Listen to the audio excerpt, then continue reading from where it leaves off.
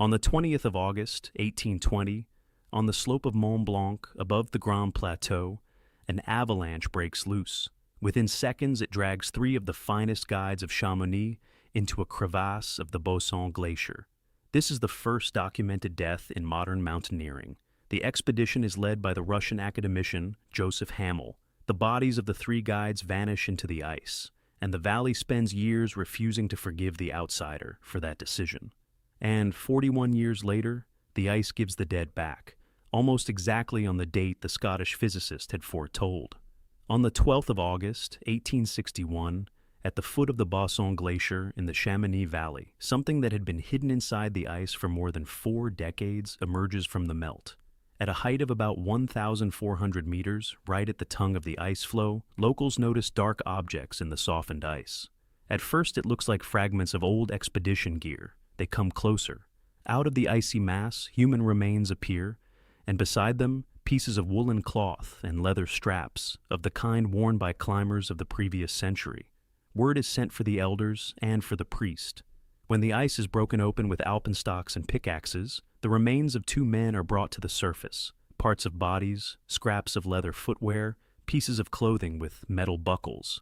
The witnesses will later say a striking thing. The ice preserved them remarkably well, as though only a few weeks had passed, not 4 decades. In Chamonix, there is no need to guess whom these remains belong to.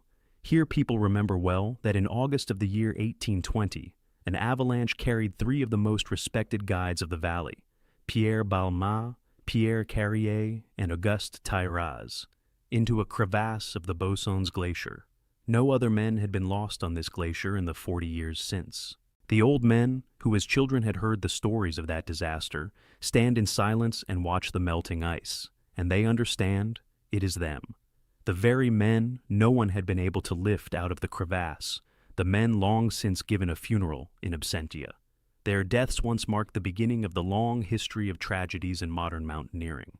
To understand how a 40-year wait became possible, we have to step back another 34 years. On the 8th of August, 1786, the local hunter Jacques Balmat and the doctor Michel Paccard are the first to reach the summit of Mont Blanc, 4,810 meters high.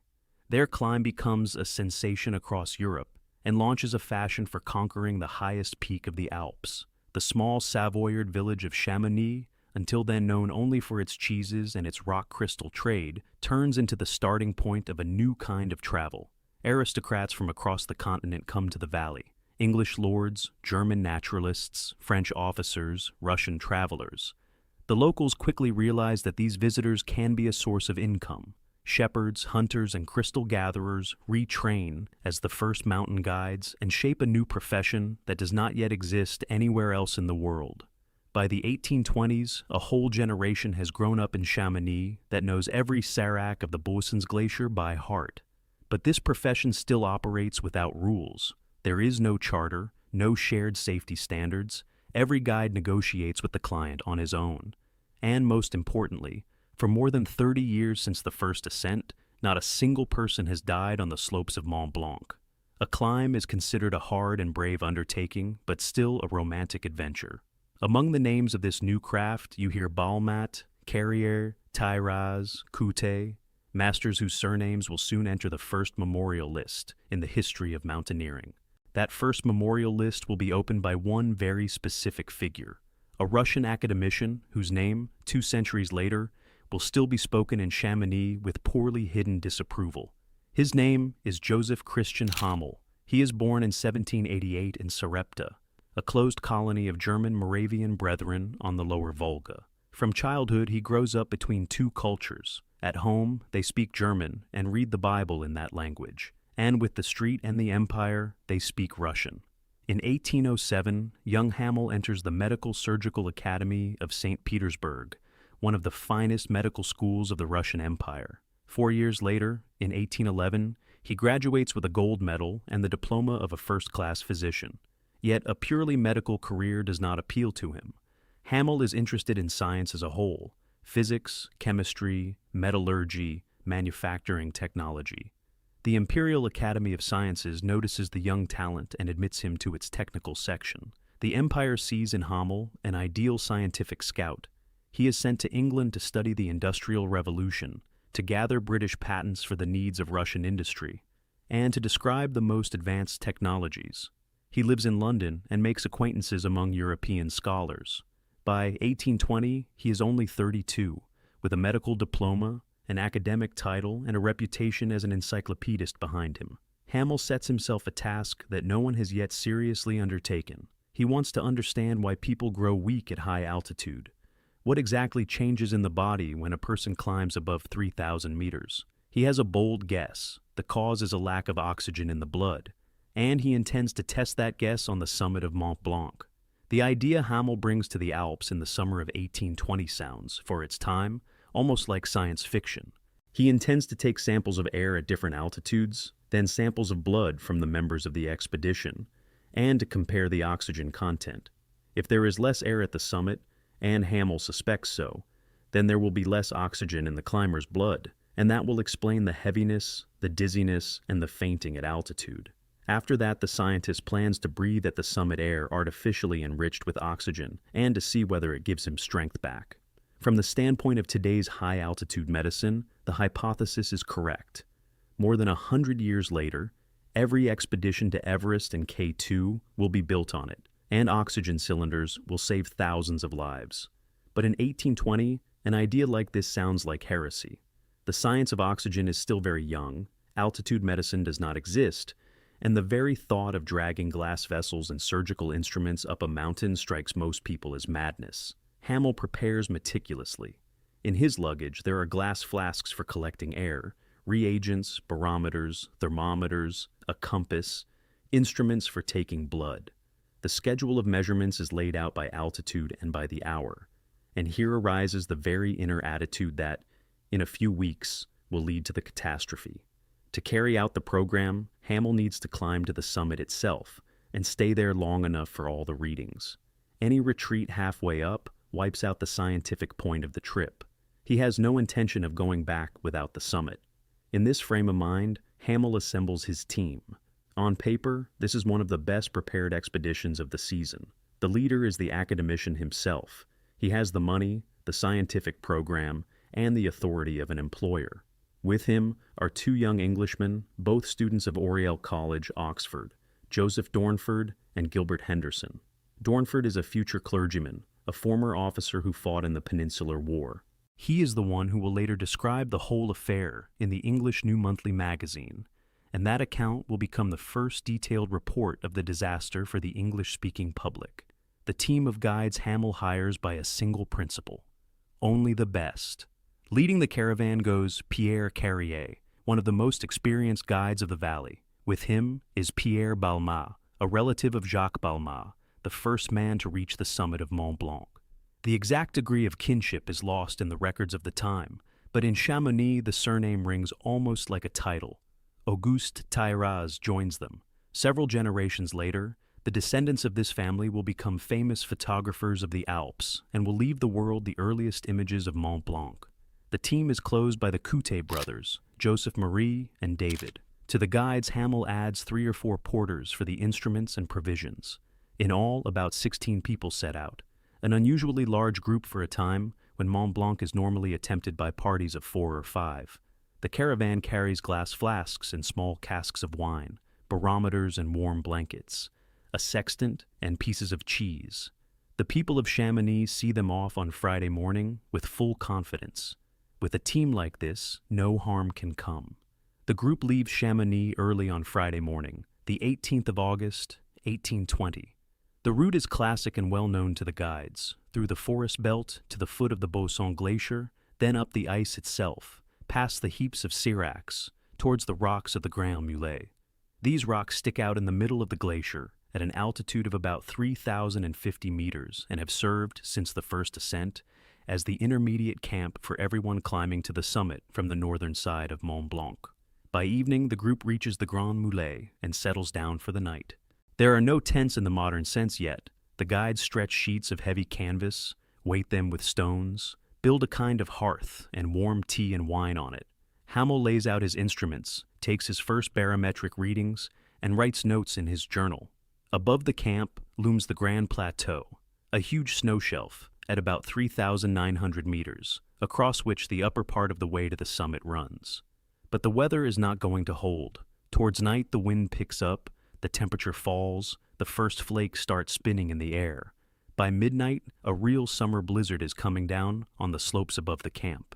The guides exchange looks, and in those looks, one can read something the academician does not yet know. Fresh, loose snow on a steep slope is the surest sign of avalanche danger. Hamel is looking not at the snow, but at the instruments. The barometer shows a drop in pressure. The thermometer shows the temperature falling. The scientist is thinking about the measurements he is to take at the summit. Only one final push, in his mind, lies between him and it. On Saturday, the 19th of August, the weather will not let the group go higher than the camp. Snow falls almost all day. The wind does not ease. Visibility drops to a few dozen meters. To go anywhere in such conditions is dangerous. The guides repair ropes and check equipment. The Englishmen play cards. Hamel leafs through his journal in irritation and keeps glancing at his watch. The senior guides use this pause to talk with their employer, gently but persistently. Fresh snow on a steep slope is a potential avalanche, ready to break loose at the smallest provocation. Every additional centimeter of snow above the Grand Plateau increases the risk, and one has to wait for things to improve much longer than a single day. Pierre Carrier, who has seen more of these mountains than anyone else in the group, openly proposes going back down to the valley, waiting a couple of days lower, and returning when the weather is clear. Hamel refuses. He reminds the guides that the instruments are ready, that the time of his trip is limited, and that science cannot afford delay. To go back to Chamonix and bring the whole party up again in a few days means wrecking the program. The authority of the academician outweighs the arguments of the guides. They are working for pay, and for now, the master's word is final. The group spends a second night at the Grand Mulets. The snow falls until late evening and only quiets down towards midnight. During those 24 hours, on the slopes above the camp, another silent layer of fresh, loose snow piles up, settling onto the hard old crust without a single point of bond. By Sunday morning, every condition for an avalanche has gathered above their heads. On Sunday, the 20th of August, 1820, at about 4 in the morning, the expedition leaves the camp. The darkness over the glacier is still thick, but the horizon is already turning gray. The guides light torches and lanterns and check the rope teams. Some of the party give up before they even set off. Several porters and the most worn-out men stay at the Grand Mulets or start back down towards the village. They do not interfere with the master's decision. Going further up are 10 men, Hamel himself, both Englishmen, and 7 guides and porters. At the front, breaking the trail and chopping steps with short axes, are the 3 most experienced, Pierre Balmain, Auguste Tairaz, and Pierre Carrier. Behind them, the rest of the group stretches out in a single chain, keeping the rope distance. The climb is slow. The snow is deep and loose. Legs sink into the knee and deeper. Several hours pass before they reach the huge snowfield of the Grand Plateau at about 3,900 meters. Here the group makes a short halt. Above them rises a steep snow slope leading to the summit ridge, the last step before the peak. This is the slope that hides the main danger. It is covered with 2 days' worth of fresh snow that lies on the hard old crust without a single anchor.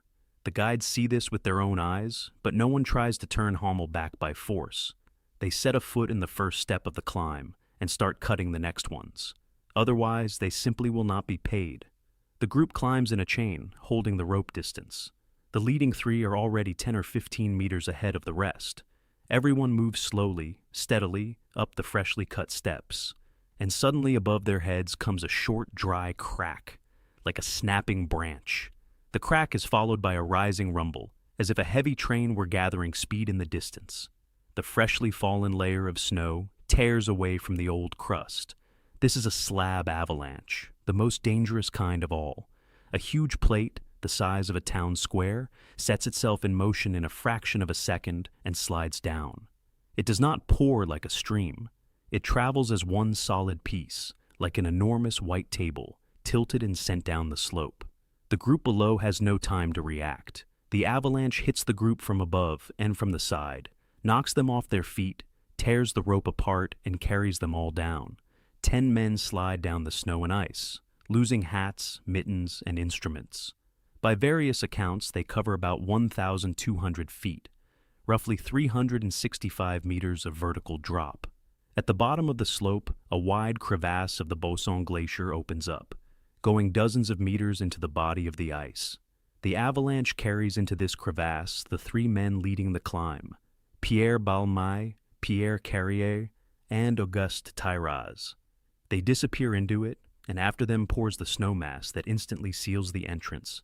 The rest of the men are thrown by the snowplate to the edge of the crevasse, partly buried and pressed against the slope, but they remain on the surface. Only the three at the front vanish into the crevasse. When the snow dust settles, cries and groans of the survivors sound across the slope.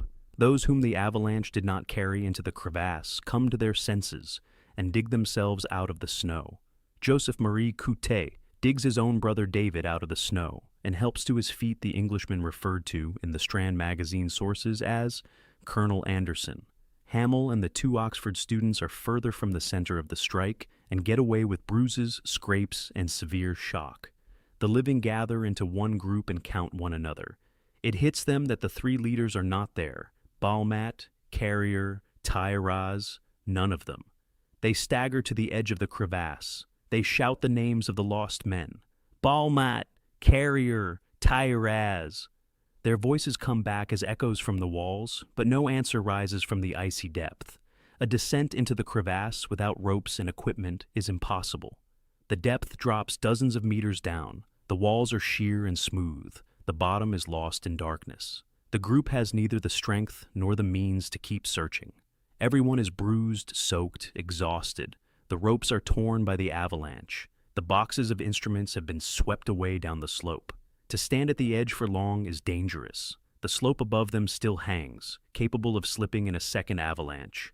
They leave a mark in the snow above the crevasse and begin the heavy descent to the Grand Mulets and then on to Chamonix. They walk slowly, in complete silence. A few hours later, the valley learns a piece of news no one here has ever heard before. Three of the best guides have vanished into the glacier. In Chamonix, they wait for the return of the parties the locals send up to the site of the accident. These groups climb the same route, look down into the edge of the fatal crevasse from above, and come back with nothing. The ice is too thick, the crevasse is too deep, the new avalanches are too many. There are no climbing crampons, no long ropes, no systems for descending into crevasses in 1820. A rescue operation in the modern sense is physically impossible. After a few days, the search is officially called off. The bodies are declared lost in the Massif. In the church of Chamonix, a service is held in absentia. The priest reads out the names, the relatives light candles, the women in black scarves wipe away tears. There is nothing to bury. No coffins, no graves, no headstones. Two of the lost men have left families with small children. For a mountain village without social services, without pensions, without insurance payments, the loss of a breadwinner means a sharp drop in the standard of living. While the valley is in mourning, Dr. Hamel, barely recovered from the fall, is busy with his own affairs. He gathers up the remaining instruments, settles accounts with the surviving guides, and packs his luggage. By accounts of contemporaries, he shows no visible grief, makes no promise of help to the families, does not stay for the memorial service. He leaves Chamonix quickly. That haste will become the foundation of the local memory of Hamel for decades to come. The deaths of Balmat, Carrier, and Thayraz become the main topic at local gatherings throughout the autumn of 1820. The senior guides, the mayor of Chamonix, the elders of neighboring villages, the representatives of the Savoyard royal administration are all discussing the same thing. This cannot go on. The client must not have the power to push through a dangerous decision through his standing and his money. On the 24th of July, 1821, the municipality of Chamonix officially establishes the Compagnie de Guides, the first professional guild of mountain guides in the world. Within it, a fund of solidarity is set up. Every guide pays a share of his earnings into a common purse. This purse helps the families of fallen and injured guides, pays for rescue work, and supports widows with children. The wives and children of Balmat, Carrier, and Thayraz are the first recipients of that aid. On the 9th of May, 1823, a royal manifesto of 58 articles is issued, turning the guild into a structure recognized by the state. It lays out the order of hire, the fees, the duties of the guides, the dress code, the rules of conduct with clients. The most important clause is 1. In any disagreement about turning back, the final word belongs to the guide, not to the client. If the guide thinks it is dangerous to go on, his word is law. This is a direct answer to the catastrophe of 1820. 2 centuries later, the Compagnie de Guides Chamonix still works on the same principle. While the Guild of Guides is being born in Chamonix, the man whose expedition pushed it into being is living a completely different life. Dr. Hamel returns to Russia and continues his academic career as if the story on Mont Blanc were behind him. In 1820, in Germany, he publishes a detailed account titled Description of 2 Journeys to Mont Blanc in German. The tone is reservedly scientific. The tragedy is mentioned briefly. The focus is on physical observations, barometric readings, and the state of the instruments. The names of the dead guides do appear in the text, but their story takes only a few lines among dozens of pages of technical detail. In the following decades, Hamel writes one work after another. He is interested in metallurgy, the history of technology, the development of industry. He spends long stretches in England, gathers tens of thousands of British patents, and sends them to St. Petersburg. He writes a monograph on the Tula arms plant, studies the history of iron production, and collects a set of early English steam engines for the Academy. In 1853, at the age of 65, he travels to New York for the World's Fair of Industry. Hamel walks through American factories, mills, and mines, and brings back to Europe his notes on the technology of the young country. By the end of his life, he holds the rank of active state councilor and the recognition of European scientific societies. But in the Alps, the memory of him is different.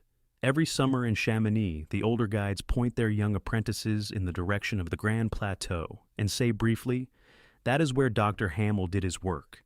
That sentence carries everything the locals think of his science. For that is where Dr. Hamel did his work. To come back into the valley as a living thing, the story needs one more scientist. In 1842, a Scottish physicist arrives in Chamonix, James David Forbes, professor at the University of Edinburgh, a calm and methodical man.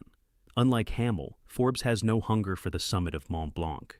He is interested in something else, how exactly the ice moves in alpine glaciers. He brings with him a tool new to glaciology, a theodolite, a precise surveying instrument normally used for mapping terrain.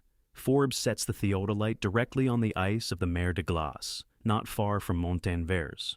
He marks out control points and repeats the measurements every morning. By the end of the summer, he has, for the first time in history, exact figures.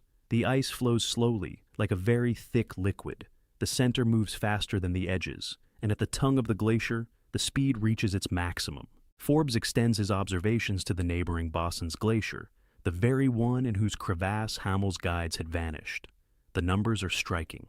The tongue of the Bossons moves at about half a meter a day, hundreds of meters in a year. In 40 years, the distance separating the Grand Plateau from the foot of the glacier. Forbes draws a simple and inescapable conclusion. Anything that has fallen into the upper part of the glacier will, in a few decades, inevitably be carried down to its foot. In Chamonix, they tell him the names of the dead: Balmont, Carrier, and Thierraz. Forbes does the arithmetic on his own figures and says carefully that the bodies of the 3 guides will sooner or later appear at the tongue of the Bossons, and that this will happen about 40 years after the catastrophe. He publishes his work in the Edinburgh New Philosophical Journal. The old men of Chamonix begin to keep an eye on the lower part of the glacier. The old men prove right. Almost exactly 41 years after the tragedy, on the 12th of August, 1861, Forbes's prediction comes true with remarkable precision.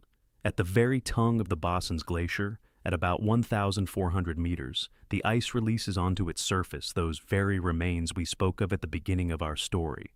Along with the remains, there survive pieces of clothing, scraps of old rope, metal buckles from belts, and a tip from a long-lost alpenstock. The witnesses are amazed at how well the ice has kept it all, as though 4 days had passed, not 4 decades. The man who comes out to identify the dead makes the scene almost biblical. 72-year-old Joseph Marie Coutet, one of the surviving guides of the 1820 expedition.